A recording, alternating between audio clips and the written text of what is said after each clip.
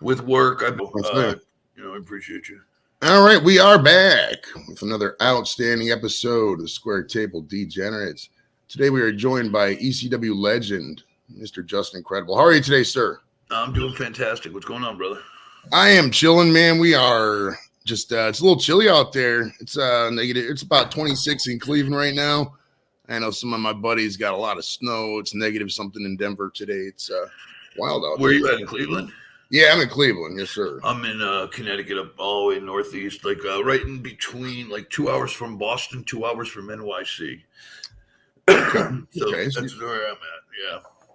Okay, so you still were in Connecticut. Is actually my first question. It says the internet told me you were born in Waterbury, Connecticut. And you grew up there in Connecticut there? Same thing, yep. Waterbury, Connecticut, lived here pretty much my whole life. When I was in the WWE, I bought a house in New Jersey because that's where my wife's family's from.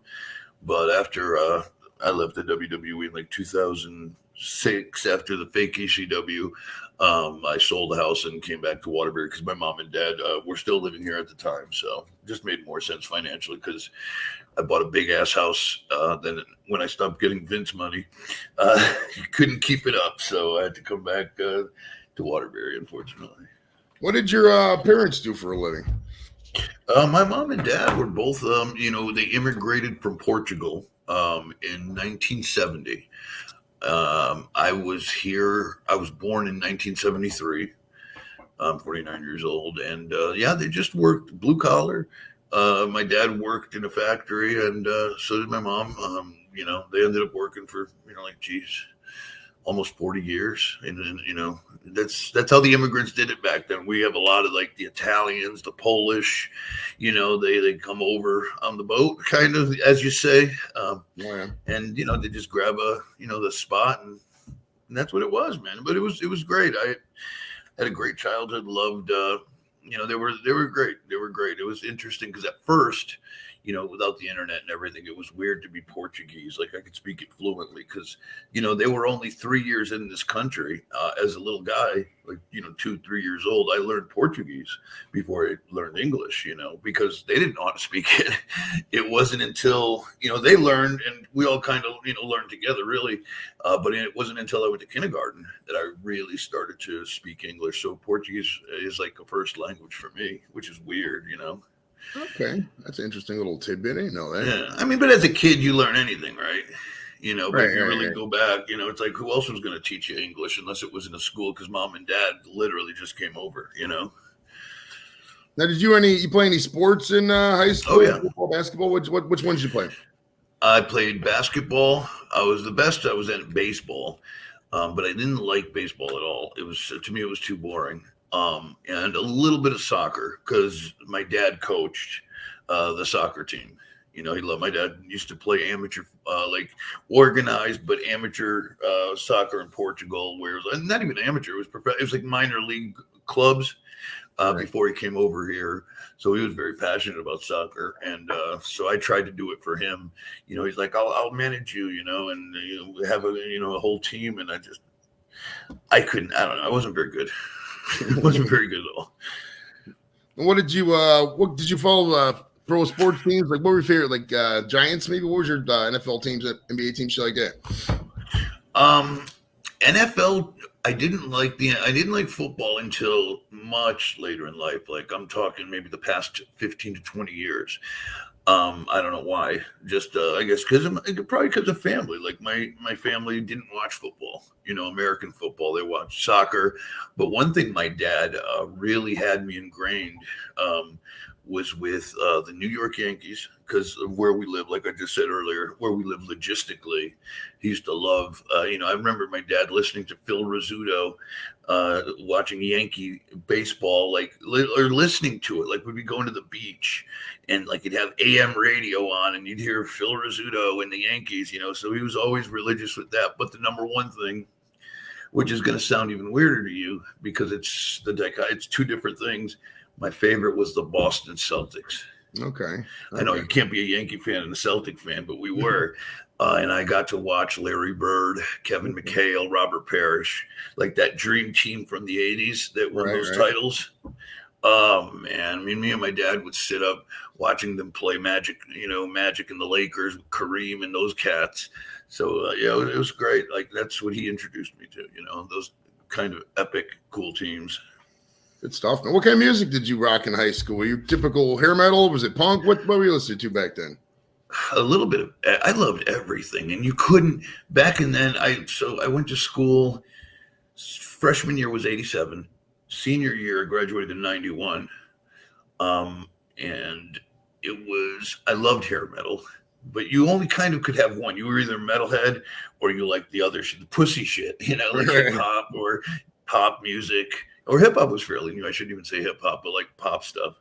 So, but I liked everything. I love literally every genre of music today.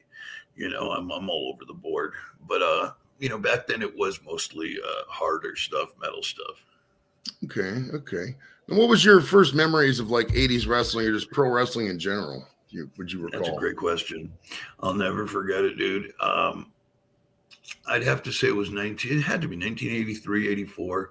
And the only reason I know this is because this is when it happened, like on the books. We came from the family of back in those days, man. You had one big TV in the living room.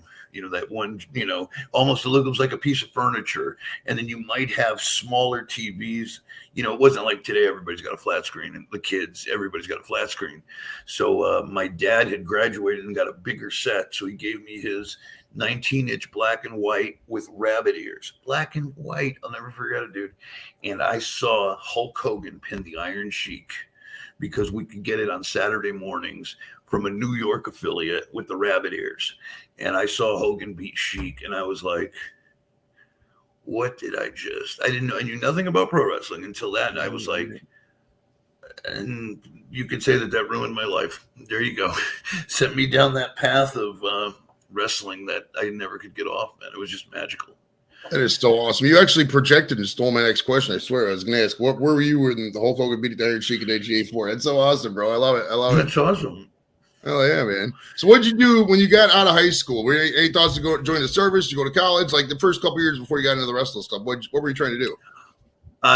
From probably sophomore year, junior year, I was working out a lot, and I knew I wanted to be a pro wrestler. Okay. I never took my SATs. I never had any dreams or aspirations, and I wish I did. Looking back, because my folks were pushing me. I went to Holy Cross High School, which is a Catholic high school, but you have to pay. Instead of going to free public school, you have to pay a good amount of money a year. And they're blue collar people that were really going out of their way to help further my education. Like we want this kid to be whatever he wants, doctor, lawyer, whatever. But we want him to have the best education. And I loved the school itself, but I wasn't that guy. And I knew around sophomore, junior year, I wanted to become a professional wrestler. So I graduated in 1991, summer of 91, worked for about 8 to 10 months to save up money. And I was working at Stop and Shop grocery stores. I don't think you have them over there. Yeah, we used to have Stop and Shop. Oh yeah, Stop and Shop. Yeah. Yep. I was a baggage boy, getting the carriages, the carts outside, bagging the groceries. So on my break, I would go, you'd have like 15, 20 minutes. Magazines were still huge, back then. Again, this is pre-internet, of course. And I was looking through one of the Pro Wrestling Illustrateds, and the very back page was an advertisement for the Hart Brothers Wrestling School. Oh, nice. And all it said was, it was like Owen. It wasn't even Owen. It was just like a drawing of but you could tell it was Owen high cross bodying somebody, and it said "Dare to be great," but there was a fucking phone number on it, dude. Nice. And I'm like, this is it. Because back then, again, you didn't know, wrestling wasn't so exposed. It was big time still kayfabe. And it's not like there was advertisements everywhere like, oh, there's a wrestling school here. It was always kind of word of mouth. I didn't know if there was anything around here that I could get into in Connecticut. So I got that number that day, and I called it. I spoke to Bruce Hart. I called first time, picked up the phone, and also then too, calling Calgary, which is all the way up in the northwest corner. It was like $2 a minute back then, when you had landlines, Yeah. So I spent all this time with them, racked up like an $80 phone bill. But we made plans, and in the summer of 1992, I had saved up enough money, bought a plane ticket from Connecticut, or I think it was New York. I flew out of, but whatever, New York to Calgary, and I was there for 2 months. At the Hart Brothers Training School, and I graduated there. I finished the camp there, and then on my 19th birthday, October 16th, 1992, I had my first pro wrestling match in Calgary.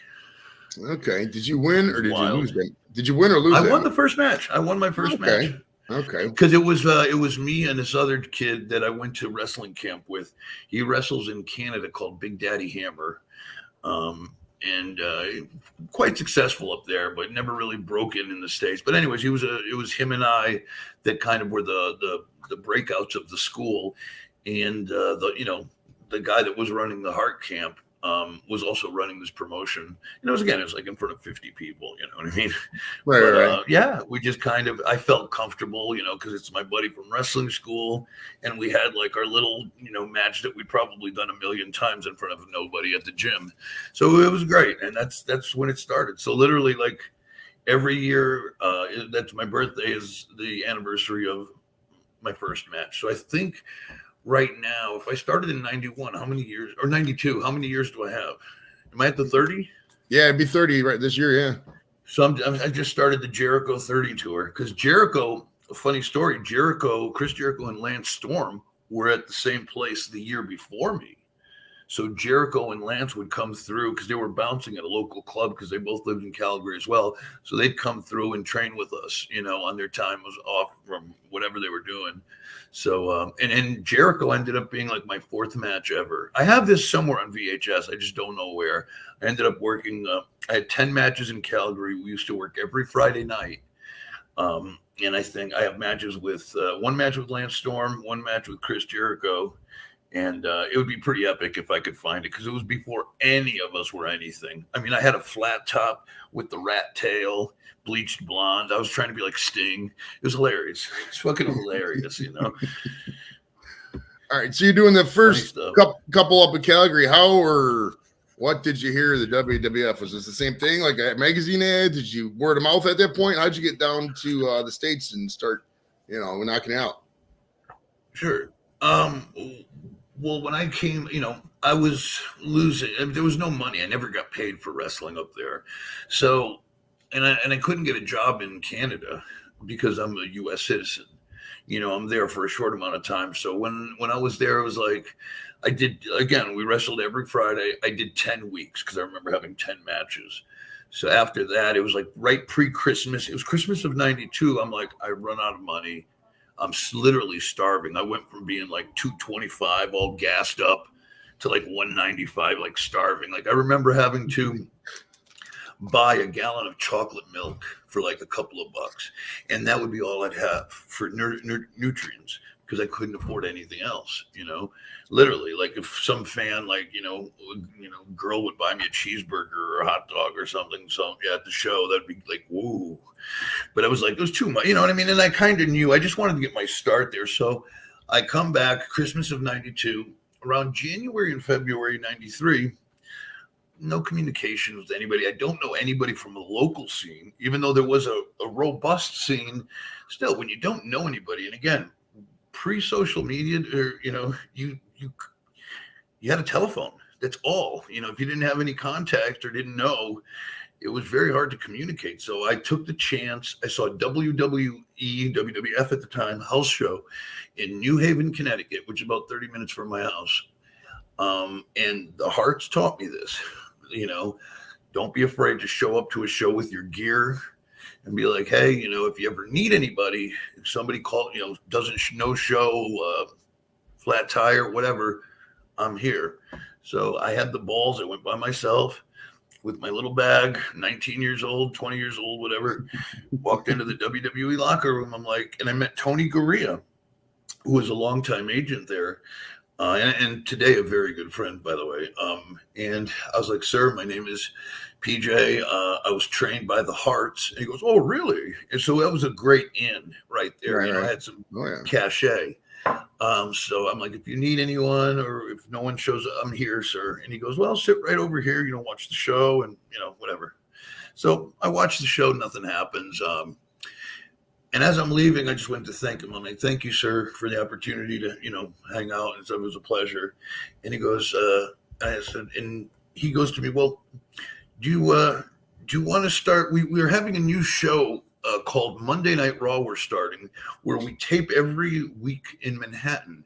He goes, if you want to do extra work, like, jobs and stuff, he goes, here's my card. He took my number. And that's how I started getting booked on Monday Night Raws, because they needed a lot of extras. Because again, Manhattan's a couple hours from me. They want, instead of flying in people from all over the country to do jobs, Right. they got the local talent, the young kids around the area. And that's, again, right place, right time, right geographic, because guys halfway across the country, guys in Cleveland, guys in Florida, they're not going to have that same opportunity. So that really helped. And I also lived only 50 miles from the office, which was their home base in Connecticut. So that was a big help as well. Perfect. And what was do you remember, was your first match a TV match or was it a house show? It was a TV match. And I wrestled, who did I wrestle? Lex Luger. Oh, wow. The narcissist, when he had the mirror, remember? Oh, he would out the because he had a feud with Mr. Perfect, and he'd come out like, I'm beyond perfection, and he would just come out. Now, was Lex, he'd call himself the narcissist. Was he kind of narcissistic? Oh, yeah, Lex. I'm cool. I love Lex now. And even back then, he wasn't that bad, but he could be a little bit of a prick, very much a prima donna, because he looked great. He was amazing. If you looked at him, dude, he was tall, tanned, just fucking, super stud of an athlete. Like, if you walked into a room, you're going to be like, whoa, who's this dude? He looked like a star, and that's what always carried him in his career, right? He had the blonde hair, the tan, the muscles everywhere, Jeez, Ico Pro freaking muscles on muscles. Yeah. Just pop out. That Ico Pro stuff was hilarious. That shit was such garbage. Right? Oh my goodness! it continued. Dude, they couldn't give that shit away. I remember having so many Ico Pro shirts, so many bottles of those shitty horse pills that did nothing for you.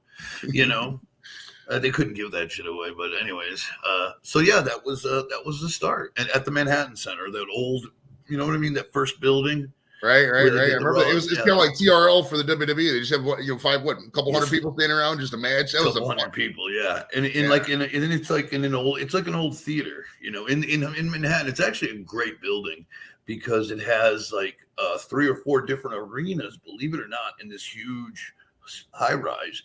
And the Manhattan Center was right above the Hammerstein Ballroom, where you see a lot of ROH, the old ECW ones, those awesome looking. That was the same building. Just the Manhattan Center was a smaller room.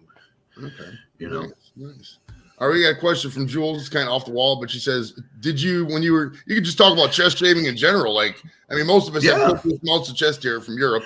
What's the deal with that? Do you guys wax it? Do you shave it every day? What's the deal?" I used to shave it, especially, and I always wanted to be like Shawn Michaels. And Shawn and I became quick friends. And his whole deal was, and Kurt Hennig too was a dear friend of mine.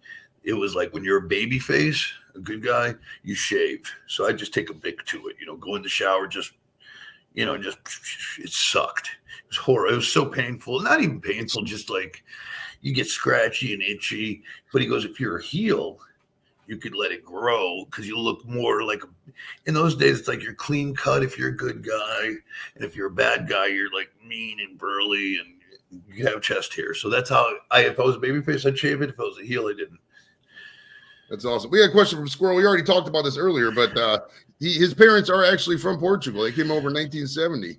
Yes, sir. Yep. Yes, sir. And he speaks fluent Portuguese. That was pretty awesome. Now, have you been back to When was the last time you've been back to Portugal? Do you travel back there? Do you have still? I have. My mom and dad passed 3 years ago. Moved back.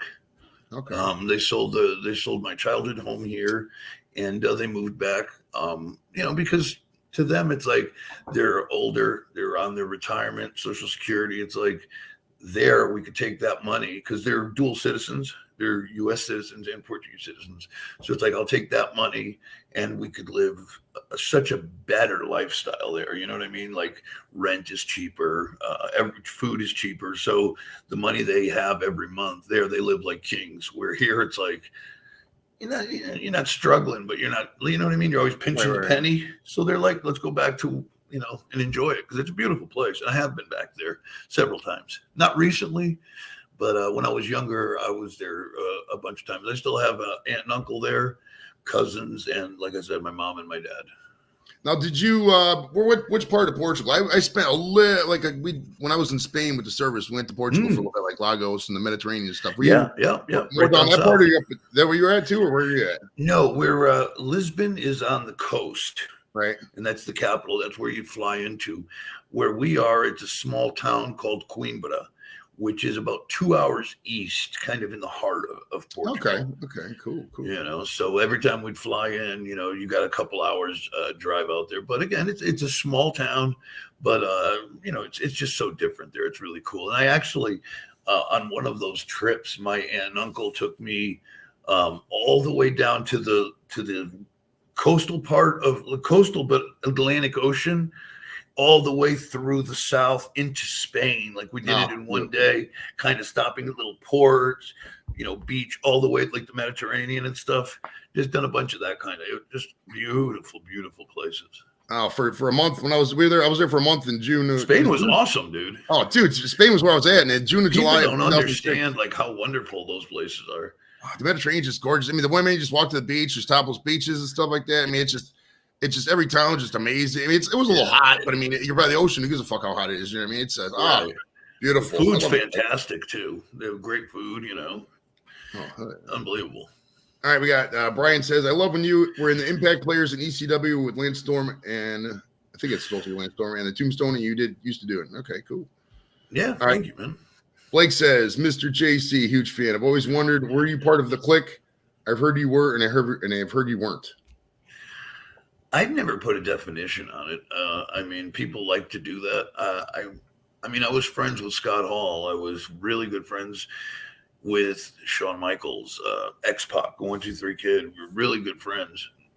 Hunter, I pretty much, when he first came in and started doing the bow, we were like, we were kind of on the same level because he was just coming up. So we traveled. I mean, I was there when Joni, China, first got her spot.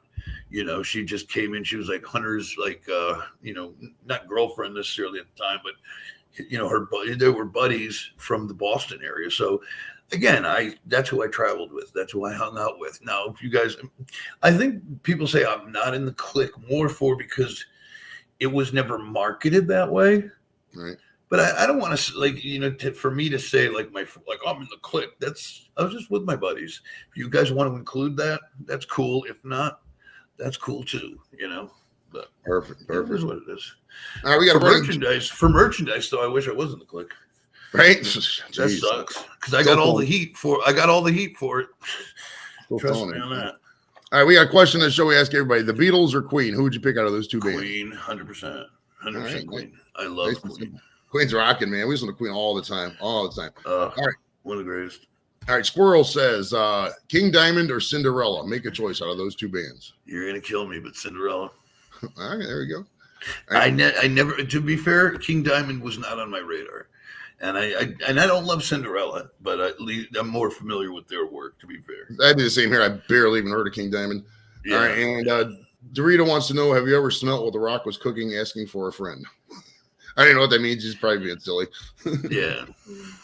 All right. So, no, I got to ask you about something. Now, when Barry Horowitz told me there should be a specific school for talent enhancement, and his reasoning was like, because you could sell the big stars if the talent enhancement, knows how to sell it, and that's an art in itself. What do you think about a statement like that?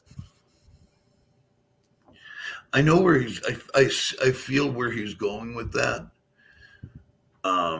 But I don't think that's the case at all. I think that's from a business perspective, I can see how that's good. But why would you want as a talent to limit yourself? I know how to do it. If you're very well versed in professional wrestling, I understand why he's saying that, because today there's not the territory system. Like I remember when I first started working for the WWE, even I started doing house shows in high schools against the Brooklyn Brawler. Night in, night out, like 5, 6, 7 days in a row. So you're always grinding. But you're also learning. So I can understand where he's coming from. But man, I don't. If you're good enough, you should be a good all around professional wrestler, and you should know how to do a job. You know what I mean? And you should. I mean, if you're just doing a finishing school for jobbers, I don't. It's not even jobbers in a derogatory form. I mean, that's a way to make money, dude. Right. Whatever. It's a work. It's fake. But it's almost like you take a course in Hollywood to be an extra. That's true. That's a good point. So that's how I see it. If you're good, you're good. You'll figure out your role. Because my role in ECW, for example, I was world heavyweight champion. My role in WWE, I was more of a mid-carder. And if you're good enough, you got to adjust to it, right? No matter what it is. Now, when you're first starting out and you're doing the tail enhancement, is there a point where they put you on the main roster? You're not like just showing up. I mean, is there? Yes. Like, I was getting booked. I was getting plane tickets and everything like that. Sure. I didn't have a contract until 1994, but that 93 to 94 link, they were just calling me and be like, "Hey, be at this set of TVs. We'll pay your trans and your hotel, etc." So yeah, that's how it was working. I gotta shut my phone off. Excuse me. No, you're fine, brother. It happens. All right, go ahead. Sorry about that. Oh, no problem. Now, the mask, did you start out as the Aldo Montoya when you first came into WWE, or were you somebody? I did not. I was PJ Walker, just a generic, like my name is Peter Joseph, and Polacco at the time. I felt weird about it. I don't know why. I would have, if I'd have known, I would have called myself PJ Polacco the entire time.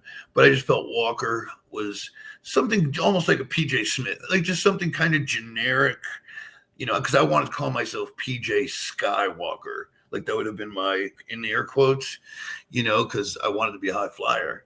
So that's kind of why I chose Walker. But I started doing jobs. And then one night on Monday Night Raw Live, and it's out there, in the DVDs and on the network, I was wrestling IRS, Mike Rotundo, Bray Wyatt's dad. And the whole thing was, I was Scott Hall and him were feuding. I was just in a squash match. So I was just getting beat up, doing my thing. And Razor came out, and him and IRS is in the ring, kind of distracts him from me. And I roll him up 1, 2, 3. So because of Scott Hall, I know Scott starts laughing, ha ha ha. So it's almost like the 1, 2, 3 kid thing. Right. But with me and for that particular thing. So then from that moment, I got a little bit of steam. I got my first win on national television. And that's when I started to go on the road a little bit. And at that time, it's just, again, just doing that kind of extra work, but more of it. I was wrestling for the WWE probably 3-4 times a month. Okay. Now, at what point did they give you the Aldo gimmick, and did you like that mask? I mean, is it a lot different wrestling a mask? Did you? Yeah. Through doing this is a good story. I think you guys will appreciate it if you haven't heard it before. Being that it was 1994, they were doing. Remember the double Undertakers? Vaguely, yes, vaguely. There was a time where they Mark Undertaker had a feud with another Undertaker, an imitation Undertaker, and that was Brian Lee from Smoky Mountain Wrestling. They were boys, both kind of tatted up guys, whatever, but looked very similar. So they wanted to kind of help train Brian Lee in Stamford. So they called me up. Like, PJ, could you show up Monday through Friday at the office?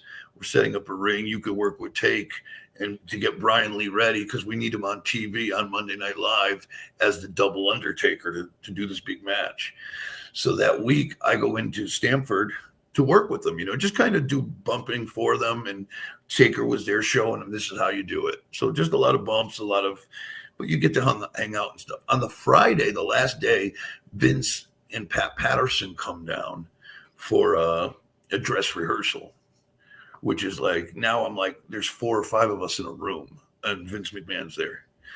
So I do it, the whole dress rehearsal so Vince could see the the fake Undertaker on how he looks. And then all of a sudden, Pat Patterson comes over and starts asking me questions.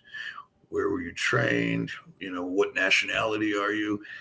And when he asked me what nationality, he goes, what nationality? I said, I'm Portuguese. He stops. He goes, Vince, this kid's Portuguese. And Vince kind of goes, huh, really? And he goes, and do you speak it? I'm like, because he has the French Canadian accent. I said, yes, sir, I do. Oh, my God, Vince, this kid speaks Portuguese. The whole time they were looking for an Aldo. Aldo was written. I just happened to be Portuguese. And they wanted a Portuguese guy because they were going into Brazil and some other Portuguese-speaking countries. This way I could kind of be a little bit of a representative and do promos in Portuguese. So the whole time, again, right place, right time. Aldo was created before me. And that's how again, because of me living in Connecticut and having that opportunity to be around those guys is why I got my first job. And it happened August 1st, 1994 is when I signed officially for the first time. Okay. So, like, well, wrestling with the mask though, was that something that took some time to get used to, or that hard? It was awkward. They made it very quickly, and it was done very poorly. I wish I had the design, and I do not. It's got to be somewhere online. I looked like a Power Ranger, dude. It was like the mask looked dope, almost Road Warrior-esque. I had these big shoulder pads, and I looked like a superhero almost. Like it did, like the painting, because they do creative.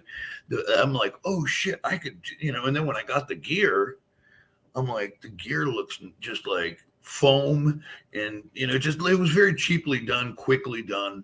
So, and it was very difficult to work with, yes, at first, because I never worked under a mask. If you think about it, I'm only a year and a half, 2 years into the business, so I never wrestled under a mask. For sure. All right, we got a question from Blake. Are you a fan of Jim Cornette? As a performer, absolutely. I mean, even as a podcast and analysis on stuff, I respect. Absolutely, yeah. Okay, good deal. I don't agree with some of the social stuff, but as a wrestling guy, absolutely. Okay. We have a question from Tom. He asks, were you in the WCW at all? Or as a backup to that, did they ever approach you at all? I wrestled for WCW somewhere in 93 as like a jobber for just two matches. I think I went down to the Disney tapings. I worked with Vader and the Nasty Boys. Yeah, that's it. Never really, I was out of their radar. Okay. We got a question from Mike. He asks, how much actual prep time is spent before matches? Today or in general? Just in general, I would say, like a typical house show. I mean, you guys get out there and I don't even talk really. I like to call because I've wrestled for so many years and I've wrestled so many people. Unless you're doing something specifically, maybe a new opponent or a new style, something a little more challenging. But normally I just like to have a finish, because that's the fun part. It's like anything else. It's almost like comedy, like improvisational comedy. I love to go out there and improv, because when I wrestled Steve Austin. A real quick story. I wrestled Steve Austin when he was the ringmaster. And we did like 10 shows in a row around these areas. Like I said, again, like those small towns, in those small arenas, before he was the big deal. And some nights, man, I would always get nervous at first. I'm like, Steve, what are we doing? I don't know, man, kick stunner. I'm like, okay. But some nights we would go out there and wrestle for 2 minutes. Maybe we'd just stare off. He would, turn around, flip me off, kick stunner. That would be the whole match. Then there were other towns where he would feel the people, and we'd go for 10, 12 minutes, like a real, duck the clothesline, crossbody, arm drag, doing all that other shit. And because you always had to hear what the people are, because if you go out there, man, and you have a 15-minute match with all these false finishes and the people are tired or shitting on you, you don't want to go out there and give, you know what I mean? You're going to kill the show. So to me, I always love to just go out there, feel what they're giving you, the energy. And then, we're professionals, man. We could, it's easy. It's not that hard when you've been doing it your whole life. That's why I don't understand how so many guys in AEW and stuff love all that pre-planned stuff, because it's good in some ways, but it takes away in my opinion, the art form of professional wrestling. So I do think that eventually, I mean, because wrestling's been around for a while, and then the internet it evolves, for sure. Well, do you think eventually? I mean, they're so hard for these guys to come up with new storylines. You think maybe? I mean, it's because like what else new is they're gonna do in today's environment? You know what I mean? What do you think? They push the envelope so far. And they go about it in such weird ways. It's like you can't be any more spectacular and fantastic. You jump off the biggest cages, the biggest ladders. One day you're going to break your neck. So I'm telling you, and I hope I'm wrong, but somebody's going to break their neck one day in AEW. Seriously, and it's going to take that because people need to understand that the more you keep doing, the more then nothing's going to matter. It's like how many pile drivers, how many super kicks, how many crazy things are you going to have to do? You can entertain in so many ways. And I just feel like a lot of those spot fest guys, the Kenny Omegas of the world, and they're great and all, but I don't know, man. I come from a more simpler time. To me, the perfect in-ring performer was Shawn Michaels because he took the good bumps, the crazy bumps, the selling, but his shit was pretty basic, dude. He just did it. Whatever he did it real well. And it was about the storytelling. If you watch those classic Taker Michaels WrestleMania matches, they didn't do nothing crazy. I mean, they did some crazy shit, but not like what you watch on fucking Dynamite. They just told that beautiful story with those two characters. So yeah, it all evolves, and we'll find different ways. But the in-ring stuff, I think, I don't know. It's going in an interesting direction because you can't keep going. Sometimes you gotta plateau and slow them down a little bit. You can't keep them here all the time. Like that's what I was taught too. When you're doing a match, start off hot, get the people into it, and then bring it down a level. Almost bore them. Grab a fucking hold, dude. Let them settle down. Almost bore them to the point where when you start doing some shit, they're like, oh, and then you start flying off the top. Like it's like a movie. If you start a Marvel movie, and it's always up here, then there's no Thanos to kind of kill everybody before you make the comeback. Okay. All right, we got some questions building up here. We got a question from Lep. Did you ever party with Buff Bagwell? No, I have not. Never. I know him, well enough, but no, I never partied with him. Yeah, he's a wild man. We had him on like a year and a half ago. I heard the show blew up. Yeah, yeah, what a story there, huh? Jesus, he's man. He's a nut bar, man. He's been through the ringer, that's for sure. For sure. When I hung out with him in Vegas, I think he was playing the "I'm sober, but I'm really not sober" gimmick. So, whatever, man. I had about it. It's like I just talk to people. I don't know what quote unquote drug use is, so I have no signs. And people, right? Of course. He's like, oh yeah, that guy was definitely on something. You could tell by the way he was just spazzing. He did take one break for 2.5 hours to be just the whole way through. So yeah, he repeated himself a couple questions he even totally forgot. So yeah, he was definitely rocking something there for sure. For sure. All right, Blake asks, as being one of the first wrestlers to take the Stone Cold Stunner, did you know that Steve was going to be a huge star down the line? That's a great question. Yes, but not to. I don't think he. And if it's interesting, I don't know if they exist, but I did an episode of his podcast when it was the old podcast, and we talked for like 2 or 3 hours and go in depth. Where in that run I told you about those 10 straight matches, one of those was he explains for his words, not mine, that with wrestling with me, it kind of allowed him to turn into Stone Cold because I gave him the liberty, to do again improv, do you, because a lot of other guys will want to go out and get their own shit in, where I was just like, Steve, let's just go out there and do it. And him having that freedom, and especially the freedom for the WWE agents who weren't yet sure of him to kind of be Steve and figure it out, like, going either 2 minutes or 15 minutes and all in between. And he's like, let me cut a promo on you and we'll go, you know what I mean? And then that's when they started to see we have something here. So I was very honored that he said that. I'd love to have a clip of that. I got to go back and look for it. But I didn't see it that there's, being one of the greatest of all time. if not the greatest, really. Well, you want to talk about perfect timing. I mean, you think of that late 90s with that whole Limp Bizkit male rage thing we had going on. We all just, because there was a very period where there was no wars for a while. Everybody was doing good. So, typically young men, we need something to fight against, or, the whole, what are we fighting for? So, man, Stone Cold just came on and just said, fuck the establishment, I'm going to drink. Oh, what great freaking timing. It just took off beautifully. All about timing right there, in my opinion. Yeah, it was perfect. It was perfect because we were still also in the age of correctness. It was pre-attitude era. We hadn't seen, because with Vince, you had to be either very, perfect baby face where you're clean and cut, and then we just threw it out the window. And also, I think the rise of ECW is really what started to, because if you remember correctly, that started a lot of the shit, because WCW was very bland and vanilla. And WWE was, they had great matches and stuff, but still, Hogan had left. Brett was on top, but he wasn't really selling the tickets that I remember having those conversations and hearing that rumble that Brett wasn't on tour. Like Brett wasn't selling the amount of tickets that they needed, So, and then you're like, fans are like, I'm sick of this stuff. What are they doing in ECW? Holy shit, tables, and all that violence and shit like that, which stemmed from FMW in Japan.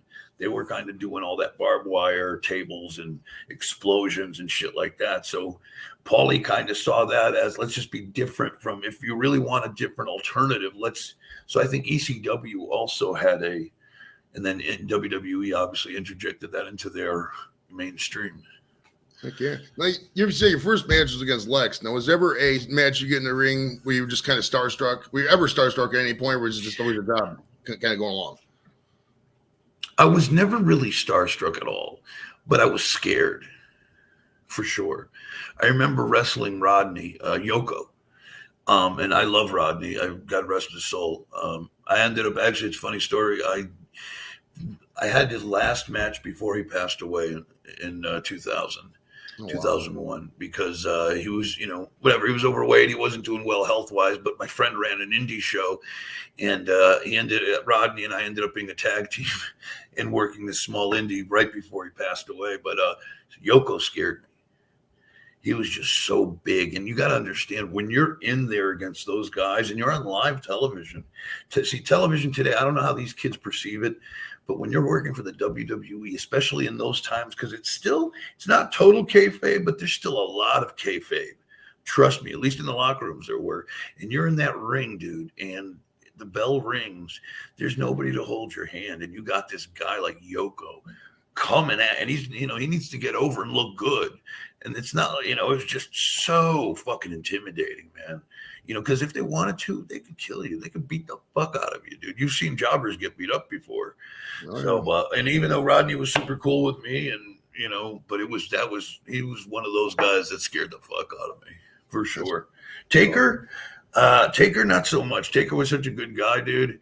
I always thought like Taker would freak me out, but Mark was such a good dude that I was just, smoke and mirrors, He was really. Is that typically how it is? The bigger the guy is, the nicer they are. I mean, just in general. Sometimes, so I noticed that I'd get less stiff work from those guys than some smaller guy that's trying to prove a point.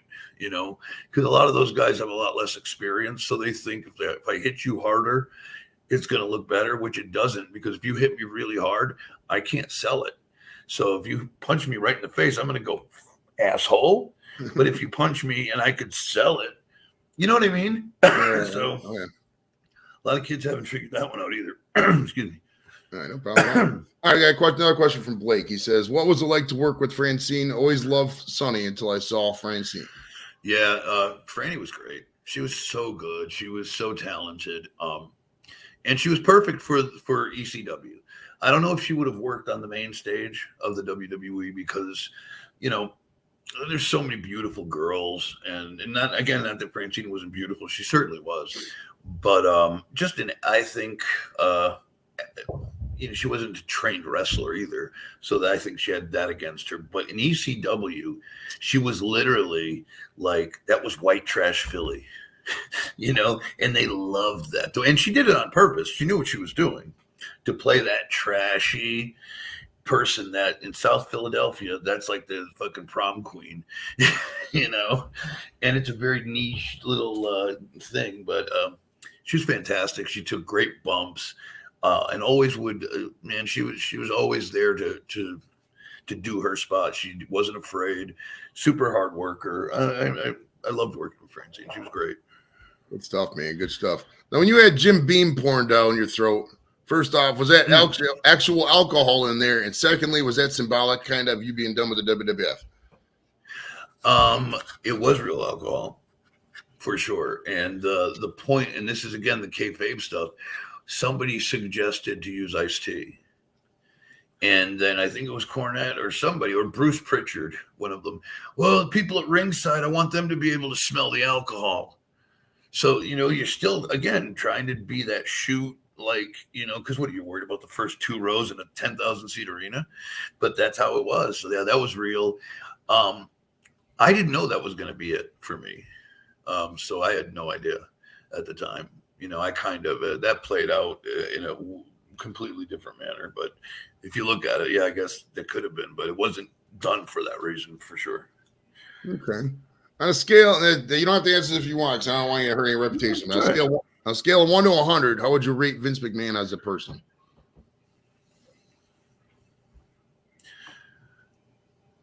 From my personal dealings with him and stories I've heard, I would say 85%. He's a man's man. He's an all-around good. I'll never forget this, and I've never told this story. I don't know why I'm saying it now, but it's kind of funny. This is the kind of guy Vince is. And mind you, I don't have the most experience with Vince as well. So, but this one time I could tell you about, it was 95. I was Aldo. We were out in Chicago, and me, Sean, and Razor got all coked up. Like, I mean, blowing lines all night long. And then somewhere that night, we had a show on Sunday in Milwaukee or something like that. And somebody said something like, oh, we might get because there was a random piss test. We might get tested. Shit, I think there's going to be a test. So all of a sudden, I go into panic mode. I'm freaking the fuck out. Because I don't want to get fired. They won't fire them. They'll find them. I'll get fired, So I call Tony Gurria in a panic, be like, oh my God, Tony, my wife just called my hotel room. My father had a heart attack. I got to get off the road. So the office books me a ticket. I fly out of Chicago first thing, first plane ticket I can, or first flight I can. I get home. I'm still living with my mom and dad because I'm still a young man. I'm still like 21, 22.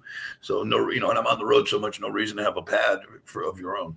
So I go to bed, just trying to calm down. I've been up all night raging. I go to sleep. No more than 15 minutes into me, like, getting into my bedroom, my mom comes in the room with the cordless phones they had back in the day. She goes, Pete, it's Vince. Vince called me, and he's like, hey, pal, I heard what happened to your dad. Just so you know, I lost my father, and, and he had that conversation with me. I said, thank you, sir. I really appreciate it. He goes, take whatever time you need. I'm like, and then wow. It freaked me out because I didn't want to lie to the man, and he bought it. There was no heat, everything was cool. But that's the kind of guy he was, though. He would, like, if somebody was hurt, or if there's some tragedy happened, I just thought it was funny because I was a liar about it. But like, if he would call you, if Vince would literally call you to make sure you're okay. Do you need anything? So to me, he was always a stand-up guy. Okay. I wish I got to know him better. I wish I got to know him better. All right. Now, what were your initial thoughts of Mr. Paul Heyman? I thought he was a lunatic. I thought he was a complete lunatic. But he was so charismatic, so charismatic that it made it hard to kind of to not like him. He really, Paul was the best thing about Paul Heyman wasn't that he was a great booker, although he was, but he was a good cheerleader. He was a good motivational guy because he took that locker room like a bunch of misfits that maybe didn't get over in other places, and he made everyone believe in themselves. Like he made Aldo Montoya believe that I could be the world heavyweight champion, and was, and had a string of matches where I think Gabe Sapolsky, the old booker for Ring of Honor, said that I had the greatest stretch of house show matches as the world heavyweight champion in ECW history. So he would make you believe that. And through that belief, I think that was his strongest thing, not just with me, but with everybody else, is making us believe in ourselves, you know? That's awesome. Now, did you get to pick the Just Incredible gimmick, or did they give that to you? What's the story, the backstory behind that? Paul gave me that gimmick. Oh, the name. He gave me the name. The gimmick was just me being a heel. And I remember when I got to ECW, I didn't have any other gear. I didn't, because gear, it's not like today where you got high spots or all these little companies that can make you wrestling gear. All I had was my Aldo stuff, because this happened very quickly, the switch. And, Paul's like, shit, just throw on a pair of jean shorts and I'll give you an ECF&W shirt. And that's what I did. And just went out there and acted as a heel and started doing what I thought was, cool at the time. It was almost like, the click moving into ECW. I just kind of was trying to do a little Shawn, a little Razor, because that, and a little flair, so. That's awesome. Now, how was the ECW allowed to get away with some of that stuff legally? Like, did the cops ever get called? I mean, it got violent back then. No, what was up with that? No, everything was pretty. It seems like it was, because Paul did such a great job of marketing mayhem, but it wasn't really like, we didn't, a lot of it was just a work, and Paul just did a great job of selling it as real. I mean, there were some incidences where things got out of hand. There's a couple of riots with the Dudley Boys and stuff like that. But for the most part, everybody was just super chill. It's like the fans kind of knew and they played along, so it was just like a perfect melding of both wrestlers and fans, because the fans knew, like, they wouldn't, the fans would never fight you, or, they would boo the heel. You know what I mean? They were just great fans, Now, did ECW, did they, hold on, where was I at here? How did they come up with them storylines? Did you guys get to propose them, or was it all Heyman's idea? Like, what was up with the ECW stuff? I'm sure some people got to propose them. I always, being that, like, Tommy Dreamer also came up with a lot of them, and I worked with Tommy a lot. Like, when his grandfather passed away, and he did the angle where, we're doing a 10-bell salute for his grandfather, a moment of silence. It was Tommy's idea for me to come out and interrupt it and call his deceased grandfather, names and disparage him and Dreamer. Because Dreamer's whole psychology to me, because I didn't want to do it, I thought it was too much. And Tommy's like, my grandfather loved wrestling. He'd always take me to the matches. He goes, he would love, in his honor, he would be laughing, knowing that his name's being used in a gimmick. You know what I mean? So it was, for us, we all understood, it's no harm, no foul. But to the fans, it was like, how dare you? You know what I mean? Yeah. Where it was Dreamer's idea, So. Well, everybody always says that when they're alive. They was like, oh, yeah, when I'm dying, I want a big party and stuff. Then when everybody dies, like, oh, no, we can't do that. But ask them when they were alive. Ask anybody when they're alive what they would want at their funeral. And I guarantee you it's a party. Yeah. So I rolled it. I rocked with it. That's awesome, man.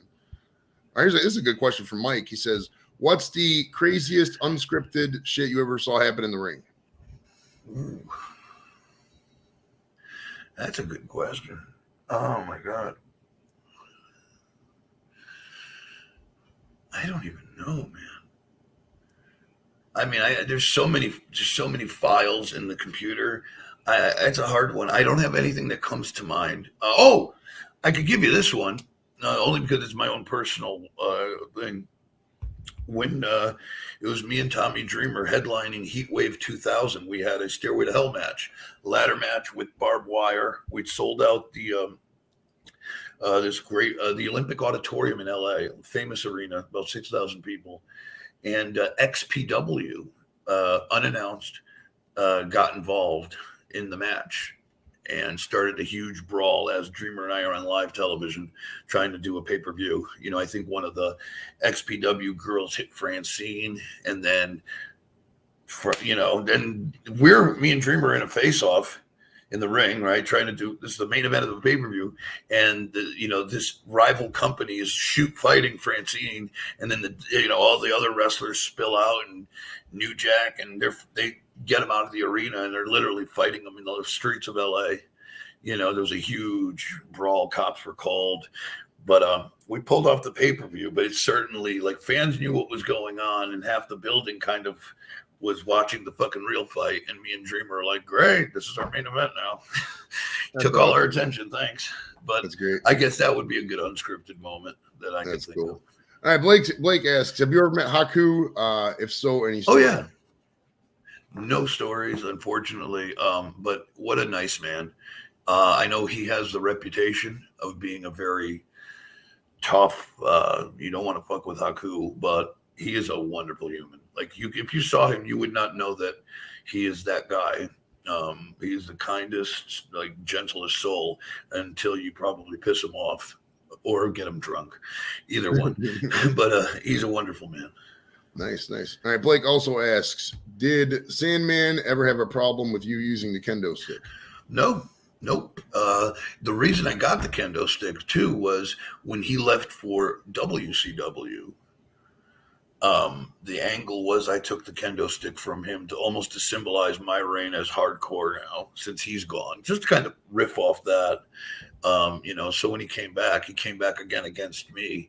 So it just kind of made sense, kind of 360'd in the ECW storyline world. Okay.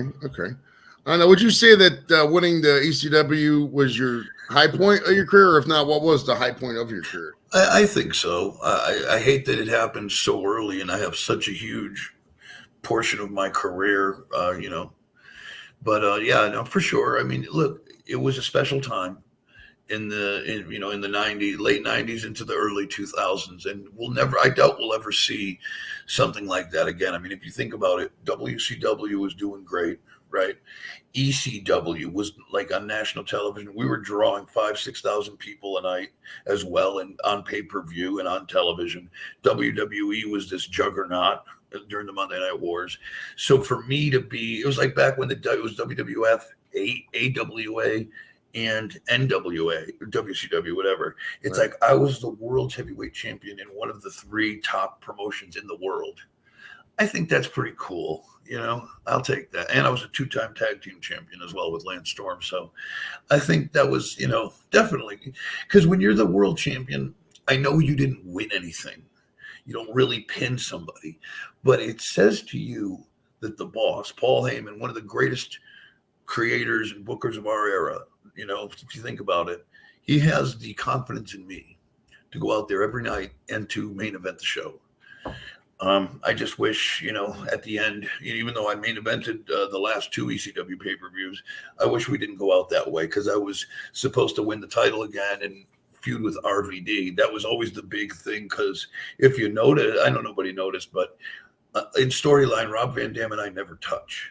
And Paul wanted that from day one, because he was trying to build that like he did with Taz and Sabu.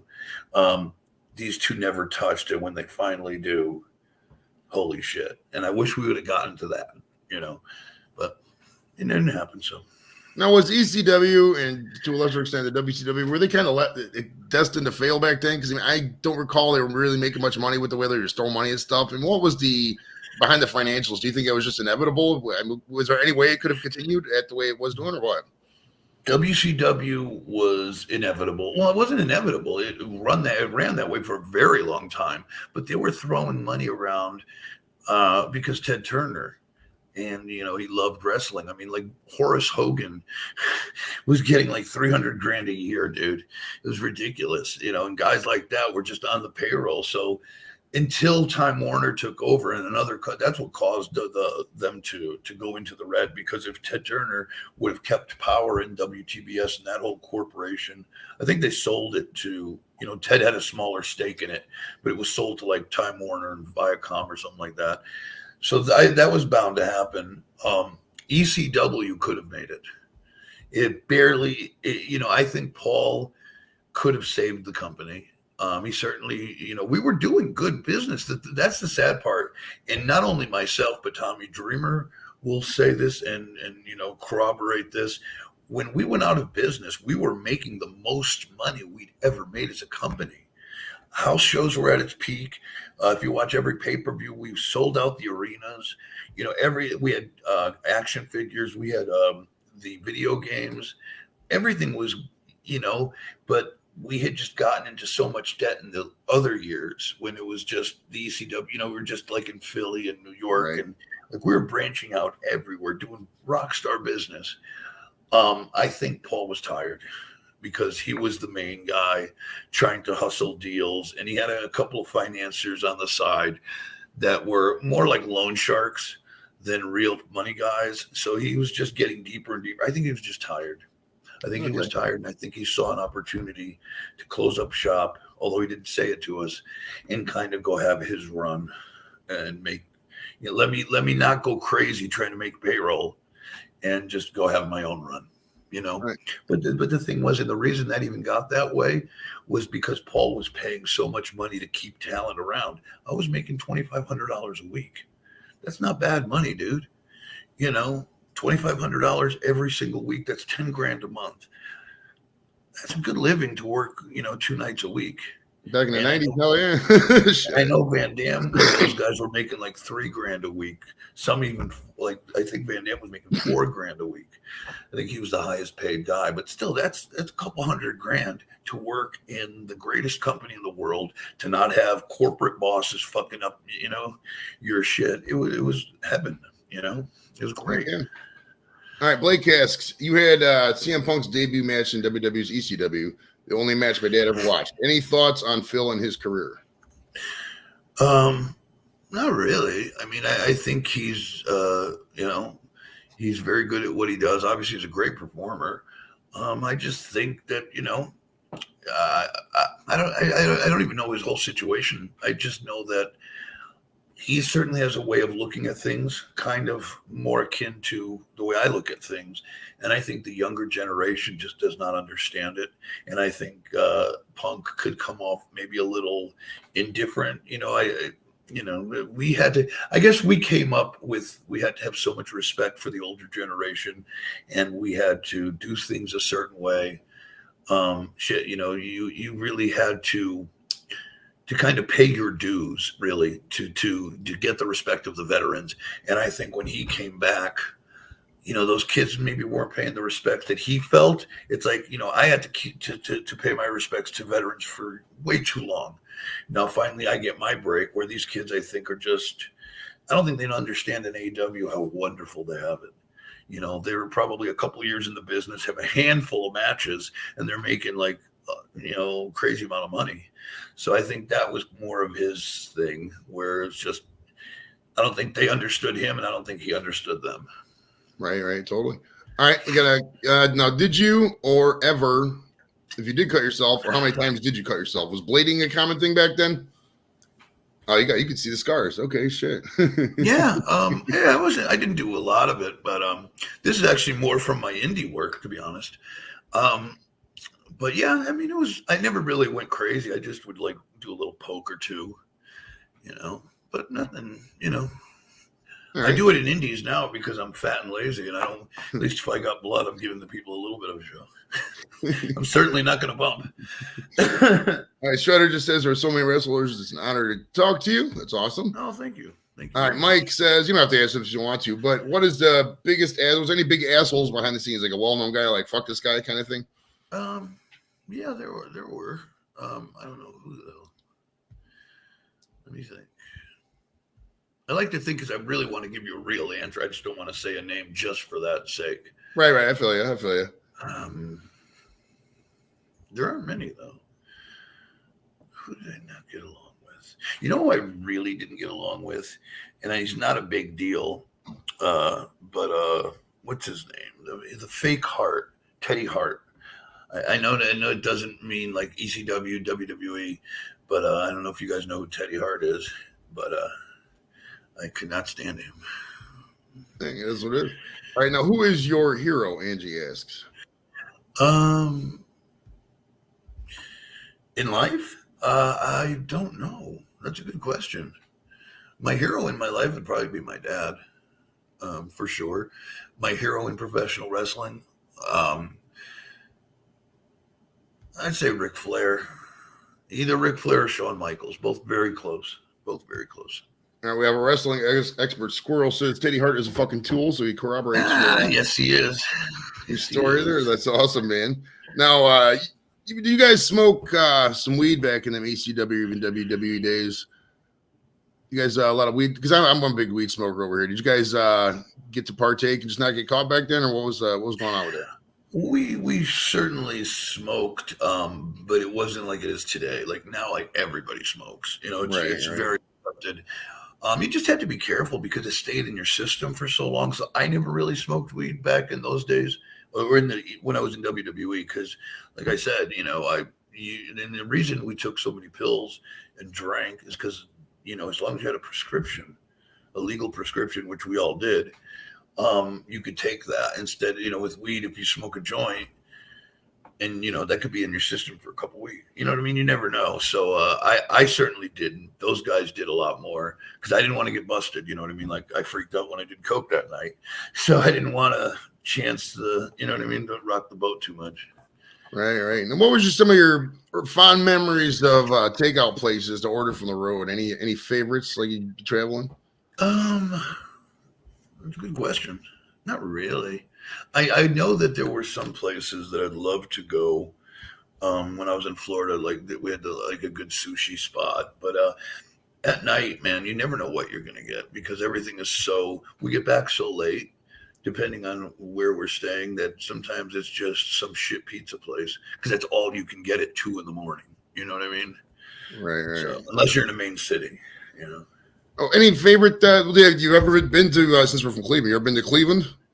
Oh, of course, many times. I used to wrestle at the old Gund Arena there. I don't know what they call it now, but yeah, it was called the Gund Arena from '94 till '01. Then they called it the Quicken Loans Arena. Right, the Quicken Loans. Yeah, where the Cavs play.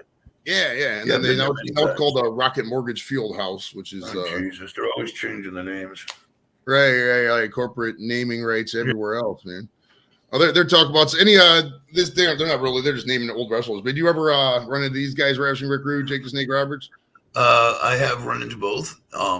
Rick, I didn't know very well, just in passing. But Jake and I know each other very, very, very well. So, okay, good. What about Mr. Roddy Piper? Did you ever run into him back in the day? I have. Yeah. He was great. He was wonderful. Wonderful man. All right, we got another one here. What about the big man, Andre the Giant? Maybe a little bit for your time. Unfortunately, I wish. Now, do you think somebody like Andre was truly happy? I mean, let me ask you, this is a general question. It's kind of a powerful question, really, but dude, that's a wretched existence to get started. I've heard so many stories just traveling and this and that, and the bodies are worn down. I mean, are any wrestlers happy? Is it something that you can ever recommend somebody getting into? I mean, what's I would never recommend it to anybody, especially the guys of that size, because I never been around Andre. But being around Rodney Yokozuna, man, he would just have such a hard time, dude. Getting in and out of cars, being on an airplane, having to take up 2 seats, really. Very rough for him, but wrestling it's better today. But back then, I would say through my experience in the 90s, it was so different. Like I remember doing a 30-day tour of Germany and Austria and Switzerland. 30 days, a different town every single day. And you wrestle 30 matches. And you're wrestling, you're finishing, getting on a bus, sometimes still in your wrestling gear with a towel, get to the next hotel, sleep as much as you can, get back on the bus, travel to the next. It's just, and you keep going and going and going. It's like, you ever see the old John Bon Jovi video, Wanted Dead or Alive? Oh, yeah. When they're on the tours and they're all exhausted and shit, that's us. And you drank and you did drugs to just get by. It wasn't meant for humans. You couldn't really train the way you wanted. You certainly couldn't eat right. I mean, we did the best we could, but it was very challenging, very hard times. Now it's a lot more controlled where you're only wrestling a couple days a week, which is great. I don't know how these kids are always hurt because, boy, I don't know. I never took a day off. Like you can't go, oh, Vince, I can't work today. tape it up, figure it out, take a pill, get in there, motherfucker. Right? Fucking I A, don't man. get it. I don't get it. Oh, I got a hangnail. I can't work dynamite. That's awesome, man. All right. Blake says, how do you feel about 6-man tags in AEW? Why do they even have a ref? It makes the referee look stupid. The referees are the worst in AEW. I agree with you 100%. I don't know. I think they need to. The reason why the WWE were so hard on the referees were because by establishing rules, it makes it that much more of a big deal when you break them or when you're fucking. You know what I mean? Like now, if it's like it's hard to get a DQ when the counts don't matter. It's like why are you even counting if you're not in WWE, dude? They used to tell us if the ref gets to a 5 count, he'll DQ you. Like they were shoot reffing fake matches. If you didn't kick out, you didn't kick out. If you didn't get back in the ring on the 10 count, you were disqualified. They would straight up disqualify you. Just because you're not going to bury the referee. And I think that's a good standard to have because it makes it more believable, For sure. All right, Angie, got a question now. Your thoughts about today's wrestlers during your wrestlers, basically today versus now. You kind of touched on that a little bit, but like I think the wrestlers are better athletes today for sure. I mean, we have some amazing athletes doing it today. The only thing I wish I think there's a lack of experience in today's wrestlers. Not all of them, but some of them. And I think the only reason for that is they're not getting as many reps as we used to. Like as much as like it's hard to work all those dates in a row, that gives you a certain kind of, you just you know what I mean? If you wrestle once a week, it makes it hard. Your body hurts a little more because you're not kind of so calloused up a little bit. The more you take, the more you're, you know what I mean? You're used to it. So that's definitely a thing. And I think experience, being out on the road, you learn a lot of things. You learn how crowds are in different parts of the country. And I just think that by today's standards, they're not ad-libbing, not doing enough, improvisational shit. They're calling everything, which to me, like when people started to do that with me more on the indies, I'm like, how could you even go out there and have a character or be somebody when you're more worried about, shit, do I duck here? Do I fucking flip there? Like, you know what I mean? You're more worried about the script than just going out there and flowing. You know what I mean? Right. So I think that's a big deal, Okay. Now I got to touch on your current day activities. Now, do you talk about the indies? Do you still show up and do indie card matches, or what's kind of? If I'm booked, yeah. I mean, if I'm booked, I'll do appearances. I do matches. Sure. Yeah, absolutely. Okay. Now the restaurant you work at, it's an Italian restaurant, right? What are you like? I'm assuming like a chef or some shit like yes, like that, right? Yes. What are do you have like specialties? What kind of make our mouths water right now? What kind of food do you?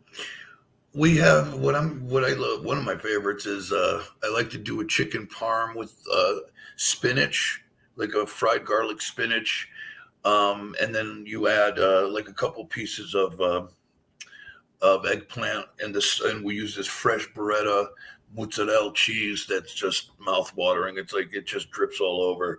Throw that in you fry it up and then you throw all that in the oven. It comes out like a big mound of, and the sauce is great. That's what makes it, the sauce and the cheese, and it's just so good. And then we do just typical fare. We have a nice fried Diablo with a lot of wonderful, shrimp and clams and mussels and scallops. If you're into that kind of stuff, a little spicy. So, and then we just do also regular steaks and veal and stuff like that. Lamb chops. We have these wonderful lamb chops with a balsamic glaze. It's to die for as well. So nice. Now I'm hungry. What the fuck? Right. Jules says, by the way, bald heads are sexy as fuck. And then she goes down. She goes to, oh my God, he's a chef too. Meow. So you got to. Thank you. Thank you so much. Out there, Jules. That's awesome, man. So do you ever do you ever pimp your old wrestling this at the thing? Is like a big sign like, hey, if you want to meet wrestler just incredible, come in the back. No. You didn't like that? Okay. No. We actually, it's funny. The whole restaurant, knows about it. Not that I told people, but they all knew. And it's a smaller town, so everybody knows each other. So I actually have a couple of wrestlers that are there, indie guys you probably wouldn't know that are servers and stuff. So there's a big wrestling vibe in the restaurant. Oh, that's cool. talk Yeah. about wrestling all the time and stuff. Yeah, I got a question from Blake. He says, "Do you think MJF is the next generational talent? Also, what was it like on the plane ride from hell?"